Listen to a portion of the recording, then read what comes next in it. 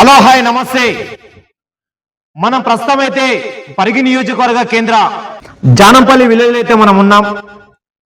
ఇక్కడ తెలంగాణ ఉద్యమకారులు, తెలంగాణ ఉద్యమంలో పాల్గొన్నటువంటి పి రవికుమార్ రెడ్డి గారు అయితే మన దగ్గర ఉన్నారు. మరి ఉద్యమంలో ఏ విధంగా కష్టపడ్డాడు, అదేవిధంగా బీఆర్ఎస్ ప్రభుత్వానికి కాంగ్రెస్ ప్రభుత్వానికి మరి వ్యత్యాసం కనిపిస్తా ఉందా, అదేవిధంగా ఈ గ్రామంలో వాళ్ళ నేతృత్వంలో ఏ కార్యక్రమాలు చేశారు అనే విషయం గురించి అడిగి తెలుసుకుందాం. అన్న నమస్తే. అన్న నమస్తే సార్. అన్న, యాక్చువల్ గా మీరు తెలంగాణ ఉద్యమంలో కీలక పాత్ర పోషించారు. మీ వంతు పాత్ర పోషించి తెలంగాణ ఉద్యమంలో ఎలా ఉండే సార్ అప్పుడు అంటే చాలా అప్పుడు మాకు మొదటి నుంచి కూడా చాలా మేము అగనిస్ట్ ఉంటుండే ఆంధ్ర వాళ్ళకి. మేము ఎప్పుడు తెలంగాణ రావాలి, ఎప్పుడు తెలంగాణ రావాలి అని చెప్పేసి మేము చదువుకునే రోజుల్లో కూడా మేము దాదాపుగా చాలా తరి తప్పించే వాళ్ళము. తెలంగాణ ఎప్పుడు వస్తుంది అని కూడా మేము 2001 నుంచి కూడా దాదాపు తర్వాత కేసీఆర్ వచ్చిన తర్వాత టీఆర్ఎస్ స్థాపించిన తర్వాత ఆయన వెంబడే ఎవరు చెప్తే వాళ్ళు ఉద్యమాల్లో అక్కడక్కడ పాల్గొనడం, ఆ తర్వాత ప్రజలకు అందుబాటులో ఉండడం, మన దీని గురించి బాగా ఎక్స్ప్లెయిన్ చేయడం. ఇప్పుడు పబ్లిక్ అంతా మన తెలంగాణ రావాలి, లేకపోతే మన బతుకులు బాగుపడవు, మన ఉద్యమాలుగా నీళ్లు కానీ నియామకాలు కానీ ఏవి ఉద్యోగాలు కానీ ఏవి రావు అనే స్పృహతోనే మేము బాగా ఉంటామండి. అప్పుడు మాకు బాగా ఒక కషి అనేది ఉండేది. ఎప్పుడు తెలంగాణ వస్తుంది, మనకు ఎప్పుడు తెలంగాణ వస్తుంది, మన జీవితాలు ఇంతేనా, మనం బాగుపడేది ఎప్పుడు అనే ఉద్దేశంతో ఆయన కేసీఆర్ గారు ఖచ్చితంగా ఆయన ప్రాణాల మీద ప్రాణంగా పెట్టేసి ఆయన దాదాపుగా ఆయన దీక్షలు చేసేసి ఆయన తెలంగాణ తీసుకొచ్చిన ఒక తెలంగాణ జాతిపితగా ఆయన కేసీఆర్ గారి నేతృత్వంలో పనిచేయడం జరిగింది. మేము కూడా దాదాపుగా ఒక 10 సంవత్సరాలు టీఆర్ఎస్లో ఉన్నాం. మన 2019లో సర్పంచ్గా ఎన్నిక కావడం జరిగింది. ఈ జానంపల్లి బడుగు బలహీన వర్గాల ఆ ప్రజల ఆశీర్వాదంతో మేము జానంపల్లి సర్పంచ్గా గెలవడం జరిగింది, వారి ఆశీర్వాదంతోనే. తర్వాత ఇంకోటి కొంతమంది అయిన నాన్ లోకల్ అనే దుష్ప్రచారం చేసినా కూడా ఈ జానంపల్లి వాసులు చాలా తిప్పికొట్టడం జరిగింది. వారు ఎందుకంటే వారు ఒక నోటు కానీ మందుకు కానీ ఇక్కడ లొంగకుండా నేను ఏం డబ్బులు ఖర్చు పెట్టకుండా నాకు ప్రజలు ఆశీర్వదించి ఈ బలహీన వర్గాల ప్రజలే నన్ను ఈ విధంగా ఆశీర్వదించి జానంపల్లి ఈ గ్రామ పంచాయతీ కుర్చీ మీద కూర్చోబెట్టడం జరిగింది. వారికి మరొకసారి ధన్యవాదాలు, వారికి పాదాభివందనం కూడా తెలియజేస్తున్నాను. అన్న, మనం ఒక విషయం గురించి మాట్లాడుకున్న తర్వాత లోకల్ బాడీ ఎలక్షన్కి వస్తాను నేను కంపల్సరీగా. ఒక విషయం ఏంటంటే బీఆర్ఎస్ ప్రభుత్వం అయితే 10 సంవత్సరాలు పరిపాలించింది ఈ తెలంగాణ రాష్ట్రాన్ని చూసుకున్నట్టుగైతే. మరి బీఆర్ఎస్ ప్రభుత్వానికి ఇప్పుడే వచ్చినటువంటి కాంగ్రెస్ ప్రభుత్వానికి ఏమైనా వ్యత్యాసం కనిపిస్తా ఉందా? చాలా వ్యత్యాసంగా అనిపిస్తుందండి. ఇప్పుడు 10 ఏళ్ల కాలంలో కేసీఆర్ గారి పరిపాలనలో రైతు బంధు కానీ, తర్వాత మన రుణమాఫీ అంటే వదిలేసాను కానీ రైతు బంధు కానీ, తర్వాత ఫింక్షన్లు అండి. ఎప్పుడు 1 month లో ఎప్పుడు 2వ తారీఖు వరకు ఫింక్షన్లు వచ్చేది. ఇప్పుడు చాలా మంది బాధపడుతున్నారు. తర్వాత ఇంకోటి రైతు బీమా అనేది, ఒక మనిషి చనిపోతే వాళ్ళ దహన సంస్కారం అయ్యేలోపే 5 లక్షల రూపాయలు వాళ్ళకు వచ్చేది. ఇప్పుడు ఎక్కడుందండి అదంతా? ఇప్పుడు ఇంకోటి పెన్షన్లు, తర్వాత రైతు బంధు, ఒక కరెక్ట్ రైతు బంధు పబ్లిక్ ఎంత అసలు కరెక్ట్ పెట్టుబడుల టైములనే. ఇంతకుముందు చాలా ఫైనాన్షియల్ చాలా చేసి పీడించేవాళ్ళు. ఈ కేసీఆర్ వచ్చిన తర్వాత రైతు బంధు ఇచ్చి వాళ్ళకు కరెక్ట్గా మనకు సీజన్లో వచ్చే వరకల్లా వాళ్ళకు చేతికి అందేది డబ్బులు. ఇప్పుడు ఆ రైతు బంధు లేక చాలా బాధపడుతున్నారు. ఇంకోటి రుణమాఫీ అండి, ఎక్కడ రుణమాఫీ అయిందండి. ఇప్పుడు చాలా మంది బ్యాంకుల చుట్టూ తిరుగుతూ ఉన్నారు. మీరు చూడండి, ఒకసారి వెళ్ళి చూడండి ఆ బ్యాంకుల పరిస్థితి ఏంది. ఆ బ్యాంకుల యొక్క కనీసం డబ్బులు ఏం చేస్తున్నారంటే వాళ్ళు ₹1,00,000, ₹1,20,000, ₹1,10,000 ఉంటే అది మొత్తం డబ్బులు కట్టండి, ఆ ఇంట్రెస్ట్ కట్టండి, మీకు డబ్బులు ఇస్తామని చెప్పేసి ఇప్పటి వరకు కూడా కొంతమంది కూడా డబ్బులు తీసుకునే. నాకైతే అది చాలా డౌట్ అండి. చాలా వ్యత్యాసంగా అనిపిస్తుందండి. ఈ 10 ఏళ్ల పరిపాలన చాలా సుభిక్షంగా ప్రజలు ఉన్నారు. వారికి చాలా కేసీఆర్ గారు కూడా సరే వాళ్ళ దురదృష్ట ఏదో కనుక ప్రజలు కూడా మార్పు కావాలని కోరుకున్నారు. ఇంకా ఇప్పుడు పబ్లికే తిరగబడుతున్నారు. ఎందుకంటే కరెక్ట్గా రైతు బంధు లేదు, పెన్షన్స్ లేవు. పెన్షన్లు నెల 15 రోజులు కూడా పెన్షన్లు రావట్లేదు. ఇప్పుడు దానికి ఏంది మన పరిస్థితి ఏంది చూడాలి, చెప్పాలి. ఇప్పుడు మనం ఒక ఉదాహరణ చూసుకుంటే జానంపల్లి విలేజ్ చూసుకున్నట్టుగైతే అన్న, మీరు ఆల్రెడీ ఈ గ్రామ ప్రజలు మిమ్మల్ని ఆశీర్వదించి సర్పంచ్ అయితే మిమ్మల్ని చేశారు. అవును. మరి ఆ గ్రామ ప్రజలకు మీ నేతృత్వంలో జరిగినటువంటి అభివృద్ధి కార్యక్రమాలు ఏంటి? దాదాపుగా అండి మేము 2019 దాదాపుగా నేను కాదు 2019లో గెలిచిన ప్రతి సర్పంచ్కు చాలా ఇబ్బంది పడి చాలా కొంతమంది ఫ్లాట్లు అమ్ముకొని ఇల్లు అమ్ముకొని చాలా డెవలప్మెంట్ వెంబడి ముక్కు విండి వసూలు దాదాపుగా వరకు పనులు చేయించారండి.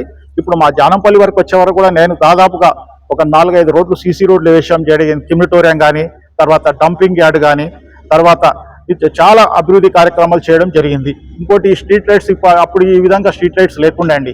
ఇప్పుడు ఈ విధంగా 2019లో వచ్చిన సర్పంచులు ప్రతి సర్పంచ్లో కూడా ఆ గవర్నమెంట్ అవకాశం కల్పించి పెద్ద లైట్స్ ఇవ్వడం ఊర్లలో. ఇంకోటి మిషన్ భగీరథ వాటర్ మేము వచ్చిన తర్వాత ఎప్పుడు ఇబ్బంది లేదండి. ఇప్పుడు ఈ మధ్యలో కొద్దిగా ఈ రోడ్స్ అవుతున్నాయి, దాని నుంచి కొద్దిగా ఏమవుతుందంటే ఈ మన మిషన్ భగీరథ కొంచెం ఇబ్బంది అవుతుంది. ఇంతకుముందు నా 5 ఏళ్ల పీరియడ్లో మాత్రం ఏ రోజు కూడా నేను మోటార్ రిపేర్లు కూడా చేయించాలి. కరెక్ట్గా నీళ్లు మిషన్ భగీరథ నీళ్ళు ఇప్పుడు ఆ పరిస్థితి కూడా లేదు. ఇప్పుడు ఉన్న ఊర్లలో ఉన్న గ్రామ పంచాయతీలో బోర్లు వేసుకొని దాంట్లో ద్వారానే నీళ్లు తాగుతున్నాయి. ఇప్పుడు ఈ మధ్యలో కొద్దిగా దాని మీద మెయింటెనెన్స్ లేదండి. ఇప్పుడు మిషన్ భగీరథ మీద కూడా ఇంకా చాలా మంచి చాలా సంక్షేమాలు చేయడం జరిగింది టీఆర్ఎస్ గవర్నమెంట్లో. దాదాపుగా ఇప్పటి వరకు చాలా గవర్నమెంట్కి కాంగ్రెస్ గవర్నమెంట్కి చాలా వ్యత్యాసం అయితే చాలా కనిపిస్తుందండి. ఇంకొక విషయం అయితే మనకి వినబడతా ఉంది గ్రామంలో పట. ఈసారి మళ్ళీ నిలబడుతున్నారు, బరిలో దిగుతున్నారు. లోకల్ బాడీ ఎలక్షన్లు అయితే ఒకటే వాదన అయితే నిలబడతా ఉంది. ఇది ఎంతవరకు వాస్తవం? అది ఇది తప్పకుండా అండి. ఇప్పుడు ఈ మాకు ఆశీర్వాదం ఇచ్చి ప్రజల సహకారం ఉంటే తప్పకుండా వాళ్ళు ప్రోత్బలం ఉంటే మేము వారికి మళ్ళీ వాళ్ళ ఆశీర్వాదం తప్పకుండా నిలబడతా, తప్పకుండా కంటిన్యూ చేస్తాం. ఇంకొక విషయం, మీరైతే బీఆర్ఎస్ ప్రభుత్వంలో డ్రైనేజ్ సిస్టమ్ కానీ మీకు అంటే ఈ లోకల్ సంబంధించినటువంటి నిధులతోటి మీరు అన్ని అయితే సమకూర్చుకున్నారు. అవునండి. మరి అదే విధంగా ఇప్పుడైతే అప్పుడైతే బీఆర్ఎస్ ప్రభుత్వం ఉండే చేసుకున్నారు. అవునండి. మరి ఇప్పుడు కాంగ్రెస్ ప్రభుత్వం ఉంది కదా, ఒకవేళ మీరు గెలిస్తే కాంగ్రెస్ గవర్నమెంట్ వచ్చినా దాదాపుగా అండి ఇప్పుడు ఊర్లో ఉన్న సమస్యలన్నీ ఏవేవైనా మొత్తం చేయడం జరిగింది. ఇంకా మాకు కొన్ని బిల్స్ కూడా పెండింగ్ ఉన్నాయి. అయినా కూడా ఏదన్నా ఉంటే కూడా దాదాపుగా ఏదో విధంగా ఇప్పుడు ఎందుకంటే కొన్ని సెంట్రల్ గవర్నమెంట్ స్కీమ్స్ ఉన్నాయండి. ఇప్పుడు సెంట్రల్ గవర్నమెంట్ స్కీమ్స్ నుంచి చాలా మటుకు సెంట్రల్ గవర్నమెంట్ స్కీమ్ నుంచి ఎన్ఆర్జీఎస్కి వెళ్ళి చాలా మటుకు ఈ క్రిమిటోరియం కానీ వల్ల చేయడం జరిగింది. ఇప్పుడు మాకు ఒకటి ఆశయం ఉందంటే ఇప్పుడు మోడీ గారు ఉన్నారు, తర్వాత ఇప్పుడు సెంట్రల్ గవర్నమెంట్లో చాలా పెద్ద ఉన్నారు కాబట్టి వాళ్ళకెళ్ళి ఏమైనా ఫండ్స్ వస్తాయని ఆశిస్తున్నాం. చాలా మటుకు దాదాపు ఊర్లలో కూడా దాదాపు అయినాయండి. 50% దాకా అయినాయి. ఏమన్నా చిన్న పనులు ఏమన్నా ఉంటే కూడా తప్పకుండా ఫండ్స్ వస్తాయని నేను అనుకుంటున్నాను. మీరైతే ఒకటైతే చెప్తా ఉన్నారు, నా గ్రామ ప్రజలు మమ్మల్ని గెలిపేయడానికి నా బడుగు బలహీన వర్గాలు అవునండి తోనే నేను ఆ చైర్లో కూర్చున్నా, వాళ్ళ అవతల వాళ్ళు ఎంత డబ్బు పెట్టినా కూడా అవునండి మమ్మల్ని గెలిపించారు నా గ్రామ ప్రజలు. అవును. అంటే ఓన్లీ ఏం చూసి ఓటేశారన్న మీకు? దాదాపు కంటే మేము మంచితనం. ఇంకోటి మా మిస్సెస్ కూడా వాళ్ళు 35 ఏళ్ళకెళ్ళి రాజకీయాల్లో ఉన్నారు. ఆమె ఎందుకంటే ఆమె మహిళా సంఘాల నాయకురాలు, లీడరు. ఇక్కడ ఉన్న గ్రూప్ సంఘాలను బలోపేతం చేసి 4 మండలాల చేసిన తర్వాత ఆమె మొదటి నుంచి కూడా లీడర్. 30 నుంచి 35 సంవత్సరాలకి వెళ్ళి దాదాపుగా లీడర్. ఎన్నో ఇప్పుడు మన సంక్షేమాలు కానీ దాదాపు ఎవరొచ్చినా వారికి అభయం ఇవ్వడం, ఏ హాస్పిటల్స్ కానీ తర్వాత ఏదొచ్చినా కూడా వారికి నేనుండా అనే ధైర్యం ఇచ్చి ఒక మహిళా నాయకురాలు అయినా కూడా ఆమె అండదండలు కూడా చాలా వరకు ఉన్నాయి. తర్వాత మేము కూడా మా మంచితనం కూడా చూసి ఈ ప్రజల్లో ఉన్న ఈ ముఖ్యంగా మాకుండే సోదర భావం అండి, ఈ బడుగు బలహీన వర్గాల లోపు వాళ్ళతో మాకు చాలా మిత్రత్వం ఉంటుంది. ఎలాంటి శత్రుత్వం లేదు. వారి ఆశీర్వాదంతోనే సర్పంచ్ కావడం జరిగింది. ఇంకొక విషయం, ఇంకొక వాదన అయితే వినబడతా ఉంది. మేడం గారు జెడ్పీటీసీగా వెళ్తున్నారు, పోటీ చేయబోతున్నారు, అధిష్టానం నుంచి పిలిపొస్తే కంపల్సరీ బరిలో ఉండబోతున్నట్టు ఒక వాదన అయితే వినబడతా ఉంది. అది ఎంతవరకు వాస్తవం? అది తప్పకుండా అండి కాంటాక్ట్ చేస్తే తప్పకుండా ఆశీర్వాదం అధిష్టానం ఒకవేళ ఇప్పుడు అధిష్టానం మనం పిలిచి గౌరవిస్తే దాన్ని తప్పకుండా మేము కట్టుబాటు ఉంటాం. ప్రజలకు కూడా మా తోడ్పాటు అందిస్తాం. మేము తప్పకుండా కాంటాక్ట్ చేస్తాం. మాజీ ఎమ్మెల్యే గురించి, మహేశ్వర్ రెడ్డి గురించి చెప్పాలంటే మీ నోటి ద్వారా ఏం చెప్తారు? ఆయన తప్పకుండా అండి, ఆయన మహేశ్వర్ రెడ్డి గారు చాలా అందుబాటులో ఉండేవాడు. మేము అర్ధరాత్రి 12 గంటలకు ఫోన్ చేస్తే కూడా అరే మళ్ళీ తప్పకుండా ఫోన్ ఆయన రిసీవ్ చేసేదే. ఒకవేళ ఫోన్ ఎత్తకపోతే కూడా తప్పకుండా ఆయన ఫోన్ తీసి చెప్పు రవీందర్ ఎందుకు ఫోన్ చేసినామని. ఒక రోజు ఇది కాదండి, ఒక ఇన్సిడెంట్ వెనచర్లో ఒక ఆయన యాక్సిడెంట్ అయ్యి ఇదైపోతే ఆయన ఎక్కడ తిరుపతిలో ఉన్నాడు. ఆయన తిరుపతిలో ఉండి ఫోన్ చేస్తే రాత్రి 1 o'clock ఫోన్ చేస్తే ఆ తిరుపతిలో ఉండి కూడా ఆయన ఫోన్ చేసి ఇమీడియట్ గా నిమ్స్కు ఫోన్ చేసి ఆయన నిమ్స్కు పోవడం మహేశ్వర్ రెడ్డి గారు చాలా అందుబాటులో ఉన్నారండి. పబ్లిక్ లో మాత్రము సరే ఆయన బ్యాడ్ లక్ కానీ ఆయన తప్పకుండా అందుబాటులో చాలా మటుకు ఆయన తిరిగిన అంత ఎప్పుడు తిరగలేదు, చాలా ఆయన అందుబాటులో ఉన్నాడు పబ్లిక్ కూడా. ఆయన సరే ఆయన బ్యాట్ లెక్క అది. అన్న, మీరు మేడం గారు కానీ మీరు కానీ రాజకీయంలో ఎందుకు రావాలనుకున్నారు మీరు? మాకు ఎలాంటి లేదండి, ఈ ప్రజల కోసమే మనకు ఏదో ఒక సేవాభావం చేద్దాం అనేది. ఇంకొకటి సేవాభావంతో చేస్తేనే మనకు కూడా ఒకటి మంచిగా ఉంటుందనే ఉద్దేశంతోన రాజకీయాలకు రావాలని అనుకున్నాం. అంటే మీరు చెప్తా ఉన్నారు మేము రాజకీయంలో పొలిటికల్ వచ్చింది ఓన్లీ సేవా కార్యక్రమాలు, సేవ చేసుకోవాలా, అవును, సేవా కార్యక్రమం దృష్టి పెట్టాలా, అవును, బడుగు బలహీన వర్గాలకు చైతన్యం చేయాలని ఒక ఆలోచన మీకుంది. అవును, అందుకోసం మీరు బరిలో దిగుతున్నారు. బరిలో అదేవిధంగా నెక్స్ట్ మేడం గారు కూడా జడ్పీటీసీ బరిలో దిగబోతున్నారు అధిష్టానం పిలిపిస్తే. అవునండి. ఇంకొక విషయం, కేసీఆర్ గారి గురించి చెప్పాలంటే మీ నోటి ద్వారా ఏం చెప్తారు? కేసీఆర్ గారి నుంచి చెప్పాలంటే చాలా, ఎన్ని చెప్పినా కూడా సరిపోదండి. ఆయన ఎందుకంటే ఒక తెలంగాణ జాతిపిత. సరే ఆయన ఏది చేసిండో ఏం చేసిండో కానీ తెలంగాణ కోసం కష్టపడిన వ్యక్తుల్లో కేసీఆర్ ఒకరండి. ఆయన ఎందుకంటే ఆయన లేకపోతే కూడా తెలంగాణ వచ్చేది కాదు. ఆయన ఉన్న ఈ 10 ఏళ్ళలో కూడా చాలా అభివృద్ధి కార్యక్రమాలు చేయడం జరిగింది. కానీ కొన్ని ఆయన బ్యాడ్ లక్, ఒక 1.5% తోన ఆయన ఓటమి కావడం జరిగింది. సరే అది మేము జీర్ణించుకోలేకపోతున్నాం. ఆయన కేసీఆర్ గురించి ఎంత చెప్పినా చాలా తక్కువనే అండి. ఇంకొక విషయం అన్న, లోకల్ బాడీ విషయం గురించి మాట్లాడదాం. మీరు ఈ గ్రామ ప్రజలు మళ్ళీ మిమ్మల్ని ఆశీర్వదించి మిమ్మల్ని ఒక మెజారిటీతో గెలిపిస్తే ఈ గ్రామానికి మళ్ళీ ఏ కార్యక్రమం చేస్తారన్న? చాలా అందుబాటులో ఉంటామండి వాళ్ళకు. ఎందుకంటే ఇంకా మాకు ఎలాంటి స్వార్థం లేదు కాబట్టి. మీరు చెప్తా ఉన్నారు మీ గ్రామంలో నా బడుగు బలహీన వర్గాలు అనేది మీకు ప్రేమ ఎక్కువ ఉన్నట్లు ఉంది నాకు తెలిసి. ఎందుకంటే మనం మాట్లాడిన ప్రతిసారి వాళ్ళ చర్చను ఎక్కువగా మాట్లాడుతూ ఉన్నారు మీరు. అవునండి. వాళ్ళు మిమ్మల్ని మళ్ళీ ఆశీర్వదిస్తే ఈ గ్రామంలో ఉన్న సమస్యలు ఏంటివి, ఆ సమస్యలు తీర్చగలుగుతారా? తప్పకుండా అండి. మేము ఇంతకుముందు గత చేసినటువంటి కొన్ని ఏమైనా పనులు ఏమైనా మిగిలిపోయి ఉంటే దాంట్లో తప్పకుండా వాళ్ళ ప్రజల్లో అందుబాటులో వాళ్ళ యువత కానీ అందరినీ ఆదర్శంగా తీసుకొని మొత్తం వాళ్ళ సలహాలు సూచనలు తీసుకొని వాళ్ళు ఏది చెప్తే అది వాళ్ళకు తప్పకుండా అందుబాటులో ఉంటాం, తప్పకుండా పరిష్కరిస్తాం, తప్పకుండా చేస్తాం. ఈ లోకల్ బాడీ ఎలక్షన్ లో ఈ గ్రామ ప్రజలకు మీరు ఏ సూచన ఇవ్వగలరు? ఏమండి, ఈ లోకల్ బాడీ ఎలక్షన్ ఉంది కదా, అవును, దానికి సంబంధించి ఇక్కడ ఉన్నటువంటి గ్రామ ప్రజలు ఉంటారు కదా, వాళ్ళకి ఏదైనా సూచన ఇవ్వగలరా? తప్పకుండా అండి. ఇప్పుడు ఇంకొకటి కూడా రేపు ఏంటంటే రిజర్వేషన్ కావాలని అడుగుతున్నారు. రేపు చెప్పలేము కూడా, రిజర్వేషన్ వస్తుండొచ్చు. తప్పకుండా మాకు కావలసినటువంటి ఒక బీద అభ్యర్థి, బలహీన వర్గాల అభ్యర్థి, బీద అభ్యర్థి ఎవరైనా నిలబడితే కూడా అతనికి మా తోడ్పాటును అందిస్తాం, మా సహకారం అందిస్తామండి. అంటే అన్నగారు అయితే చెప్తా ఉన్నాడు ఒకటి, నాకు నా గ్రామ ప్రజలు, ఇక్కడ ఉన్నటువంటి గ్రామ ప్రజలు, నా బడుగు బలహీన వర్గ ప్రజలే మమ్మల్ని గెలిపించే స్థాయిలో ఉన్నారు, గెలిపిస్తున్నారు. వాళ్ళ ప్రేమనురాగాలతోటి ఈరోజు సర్పంచ్ చైర్లో కూర్చున్నాం. వాళ్ళే లేకపోతే ఈరోజు మేము ఆ చైర్లో కూర్చునే వాళ్ళం కాదు. ఇంకొకటి, రిజర్వేషన్ ప్రకారంగా ఒకవేళ వేరే వాళ్ళకు వచ్చినా కూడా ఒక బీద క్యాండిడేట్ ని నిలబెట్టి మేము కంపల్సరీ గెలిపించుకుంటాం, ఈ గ్రామంలో అభివృద్ధి ఇంకా చేసుకుంటామనైతే మన రవికుమార్ గారు రెడ్డి గారు అయితే మనకు చెప్పడం జరిగింది. అదేవిధంగా ఈ లోకల్ బాడీ ఎలక్షన్ లో అయితే బీఆర్ఎస్ ప్రభుత్వం చేసే కార్యక్రమాల దృష్టి పెట్టుకొని మేము ముందుకెళ్తాం. అవే కార్యక్రమాల మీద మేము బరాబర్గా మేము గెలుస్తాం. అదేవిధంగా ఇక్కడ ఉన్నట్టు కార్యక్రమాల్లో మా నేతృత్వంలో మేము సర్పంచ్ అయినప్పటి నుంచి మేము చాలా కార్యక్రమాలు చేశాం. అది ప్రజలకు అందరికి తెలుసు.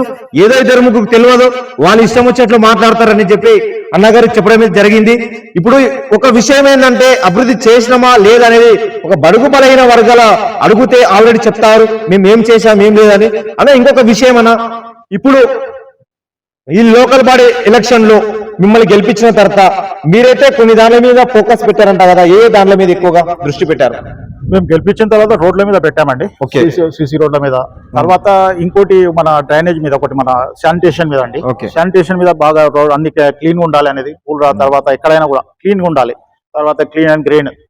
తర్వాత ఇంకోటి మనం ఏదైనా శుభ్రత మీద ఇంకోటి దాదాపుగా వాళ్ళు చెప్పిన పనులన్నీ దాదాపుగా అన్ని చేయడం జరిగింది. టోటల్ గా మేము దృష్టి పెట్టిందంటే ఇక మన ఏమిటి రోడ్స్, సిసి రోడ్స్, తర్వాత మన ఏంటిది క్లీనింగ్ అండి. తర్వాత మనం బాగా ఇప్పుడు మన ఇంకోటి అంటే ఇప్పుడు గుట్టల్లో కూడా మనకి ఎక్కడ ప్లేస్ లేకపోతే క్రిమిటోరియం తప్పకుండా, ఎందుకంటే చేయని పరిస్థితి ఏర్పడిందండి. తప్పకుండా ఒక 2 కిలోమీటర్ల దూరంలో పోయి దాన్ని తప్పకుండా చెయ్యాలి, క్రిమిటోరియం చేయాలనే ఉద్దేశంతో 2 కిలోమీటర్లు కూడా పోయి క్రిమిటోరియం చేసినాం, చాలా కష్టపడి చేసాం. అది తర్వాత ఏదే క్రిమిటోరియం కానీ, డంపింగ్ యార్డ్ కానీ. ఇప్పుడు మన ఊరికి ఇంత చిన్న విలేజ్ అయినా అసలు చిన్న ట్రాక్టర్ వస్తే మేము దాన్ని క్యాన్సిల్ చేసి కొట్లాడి పెద్ద ట్రాక్టర్ తీసుకున్నాం. ఇంత చిన్న విలేజ్ కూడా ఇప్పుడు మా హయాంలో ట్రాక్టర్ వచ్చింది, మాకు చాలా సంతోషం. ఎందుకంటే మేమే కాదు, ఇప్పుడు గెలిచిన 2019లో గెలిచిన ప్రతి సర్పంచ్ కూడా అండి చాలా పనులు చాలా ఎంత అసలు ఎప్పుడు చేసి లేకుంటారు. దాదాపుగా ఇంతకుముందు ఉన్న మన కలెక్టర్ గారే అన్నారు, ఇప్పుడు 2019 చేసిన సర్పంచులు ఇంతకుముందు ఎవరు చేయలేదు ఇంత ఈ విధంగా పనులు చేశారని.